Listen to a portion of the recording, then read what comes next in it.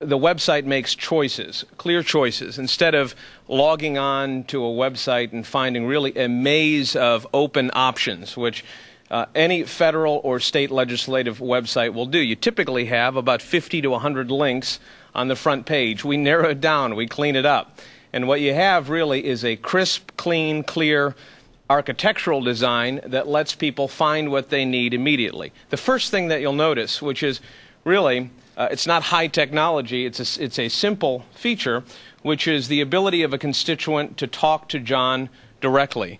And if you'll type in your question, your comment, vent in the little box and hit email John, it goes directly to John's email address. Now, the staff has administrative oversight, so if there's something that's time sensitive, if John is on the road and safely driving and not checking his BlackBerry, then that concern will be handled efficiently and quickly by the staff. That is a new thing.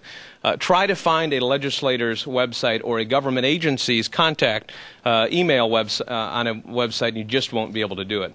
Traditional aspects of a site, of course, meeting John.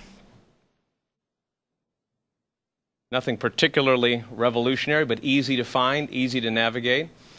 For media services, one of the things that John thought was critical and important is that the press have access in a reasonable amount of time for them to meet their deadline and to be able to get a response.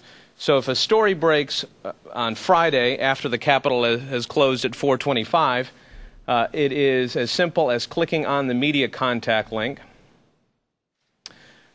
and John's rapid response policy is outlined. And what you'll find is a contact number and a cell phone number for the person that's in direct contact with John.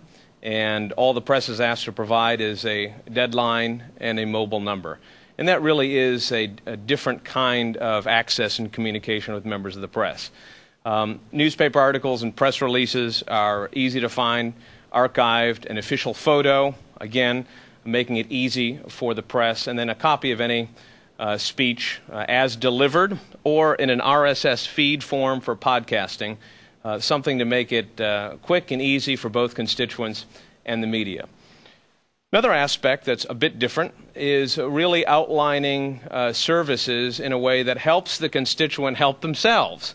So we're asking, when people contact Senator Eichelberger, to do a little bit of the legwork at the front end, meaning let's give your name and your mailing address and your daytime telephone number and any documentation pertinent to the case.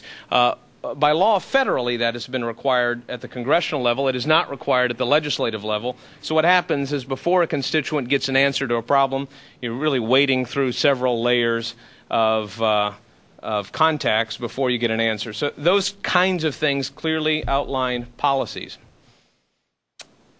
Another aspect is the difficulty people many times have interacting or interfacing with the staff they just don't know. People have appointments with each member of the staff every day, constituent casework that is handled by an unnamed or faceless bureaucrat is pretty difficult. So in this case, finding a little bit about the constituent caseworker or staffer, it outlines what their duties and responsibilities are, and then gives an easy-to-find email address, which in most cases either goes directly to their PC, directly to their laptop, or directly to their BlackBerry. Again, no legislative site that we could find in Pennsylvania, and none federally, that make it this easy to find out who the person is at the other end. Now, the private sector is different. The private sector, it's pretty easy in small businesses where entrepreneurs set up shop on the web. It's easy to figure out and find, because it's a market-driven technology, who the person is at the other end. And finally, of the main features on the site, the Integrity First Pledge, which was John reminding his constituents of what his commitments were during the course of the campaign, with his signature on it. And oftentimes, and this is essentially the opposition research, if you want to find out what John said, what he committed to, it's encapsulated in 5 clean points, and it's signed. And it's a new accountability between taxpayers, between voters, and their lawmaker in Harrisburg. Now to some of the newer features. And none of this is high technology in the sense that Most private sector innovation, when we talk about the web, all of these technologies are used in smart ways every day with the way people communicate, from mother to grandmother, from granddaughter to cousin. I mean, families and businesses are communicating this way on the web now. Government just isn't doing that. Eichelberger. Last night, John emailed from the road a couple of comments about his weekend, his thoughts on the weekend, his drive-in the snow.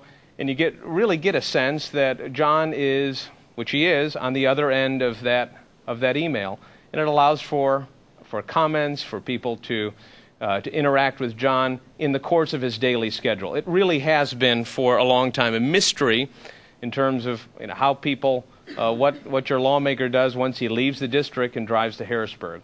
So these will be, John will be updating this frequently, both from his BlackBerry, from his laptop, and allowing for open comments. The comments will only be filtered for profanity or any inappropriate material. It will not be filtered. A comment won't be deleted because somebody disagrees with John on a policy. He's been very clear from designing this website that allowing for maximum participation on the part of the taxpayer and getting real thoughts online is important.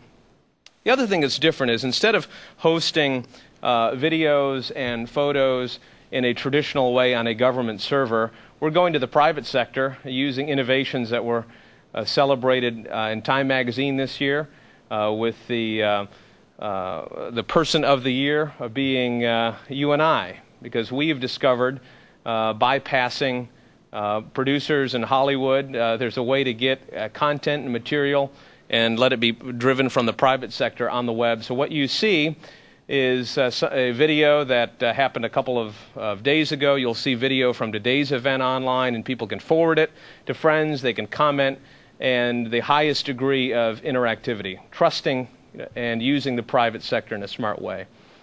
And Flickr, already we've got photos from the weekend. There'll be photos from today's event, and all John has to do is send, along with the attachment to the webmaster, a couple of personal thoughts and observations, so constituents really get a flavor and an understanding of what his job entails and who he's met over the weekend. And it's always great if he ran into somebody in the district, for them to be able to see their picture, comment on it, and forward it to friends.